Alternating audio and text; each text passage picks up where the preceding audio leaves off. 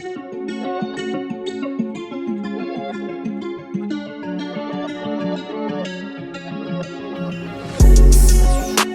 boy with a country swing. First we went from the court to the bikes, back to the courts of my younger days. But Saturday, I've been going through the motions, trying to find my way. Never notice if you notice, so I smile and wave. What's up, Ampers? This is Richie coming to you live from my crib for the Uncle Richie Show, Frantic TV. I just finished watching a Mr. E video about the New York State laws on e-bikes. Some of the stuff he said is right and some is wrong. I like the fact that he named the A, B, C classes of the e-bikes, which he's right. They all need to be registered and insured. One doesn't need the motorcycle endorsement, the other two do. Anything over 28 miles an hour needs a motorcycle endorsement. I found that out through the DMV when I went last year. Also, it doesn't matter what size wheels you have, and it doesn't matter if you have pedals. Mr. E should know this because he was with me the day of the Powerful Lithium ride when my bike got taken away by a sheriff, my Triple X, right? The officer knew. He put up the Lunar Cycle website. This is illegal. I got a ticket for reckless riding for the fact, even though I wasn't reckless riding, in my definition of reckless riding, but he stated I was reckless riding because according to Lunar Cycle, the Talaria, the Surron, the E-Ride Pro SS, and so on are all what? Off-road bikes. So the fact that I have an off-road bike on the street makes it reckless riding. It's against the law. Period. So the thing about the registration, you can't register it right now. I tried that also. I went through 2 hours in the motor vehicles. They even call Albany. As of right now, you cannot register the bike. It doesn't have a VIN number. You don't have a title. I tried with the Surron, which I was giving a title by Taiho, because he has it registered and insured in Maryland, and they did not accept it as of right now. But that's subject to change. There's a law that's on the Congress floor called the Priscilla Law by the lady that got killed by an e-bike.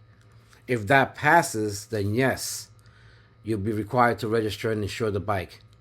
And being that all these bikes that we're riding are all high power, we all going to need motorcycle endorsement. Anything over 28 miles per hour. That's what the officer told me that day in Jersey. He handed me a yellow piece of paper showing all the classes, which DMV here in New York has the same piece of paper. They came out with it. They told me no. Anyway, I do have insurance on my Surron.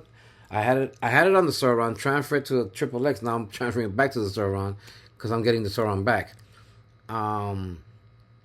So you ride at your own risk. They're all illegal bikes. The only one that's legal is a 750 watt e-bike. That's it. Nothing else. Whether it's throttle or non-throttle, that's the only one that's legal in New York State as of right now, which is subject to change.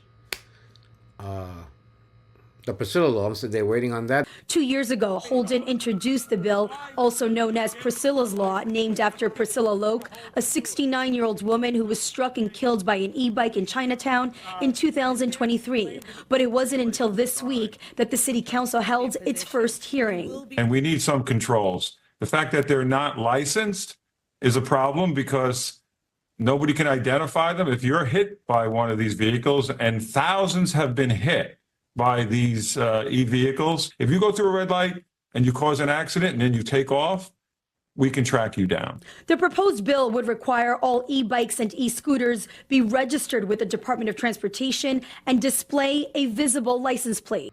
So it doesn't matter right now if your Surron has headlights, taillights, turn signals, pedals. The fact is that it's an off-road bike. It's supposed to be used only off-road. So it don't matter. It's still illegal. So that goes for the Surron, the Talaria, the E-Ride Pro SS, and any other bike that's in that same class. You could have it registered and insured, and it's still illegal in the street because it's an off-road vehicle only, and that's as per Lunar Cycle. You know, you go up Segway, Lunar Cycle, E-Ride Pro, they all say off-road use only. So, there you go. So, we're all riding illegal bikes.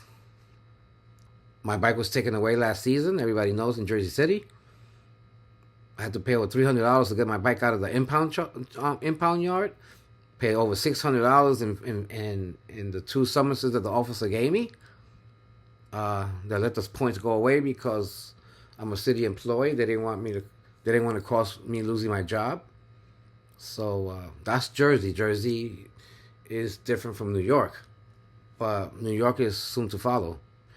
Look what's going on in Connecticut. If you've been watching Spark Cycle's Matt's videos, so they're cracking down. And I said it before in a video before. If we don't get together and march down to City Hall, and I don't know what to do.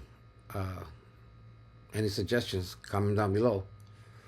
But the fact that we're using an off-road vehicle in the street, it's like a quad.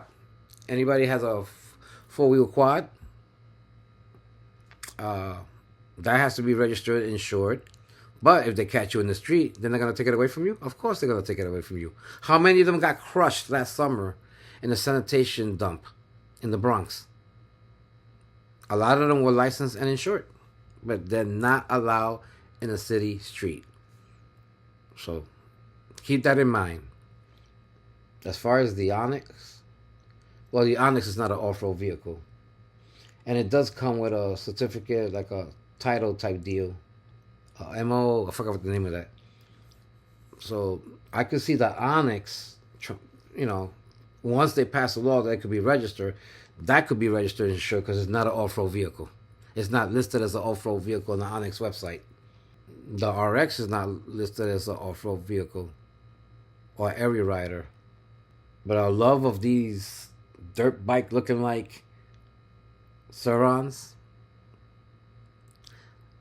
we're fucked. We're fucked. So, just to add to what Mr. E did, I already went through it. I got first-hand knowledge, and I went to the DMV. So anyway, it don't matter. Once they pass the law that you got to register and insure it and get a motorcycle endorsement, you still won't be legal in the street, even if you have headlights, taillights, turn signals. Just the fact that it's an off-road vehicle. Unless Lunar Cycles changes and say, okay, no, you could use it in the street if you have all the requirements by law. If they change that, then I could see that. But as long as they keep having in their webpage off-road use only, it's no good for us. With that being said, I hope that was I will hope it was some helpful information. Keep it between the ditches, wear your helmet, and leave no one behind. This is Richie Ramos for Fanta TV. Later, bitches.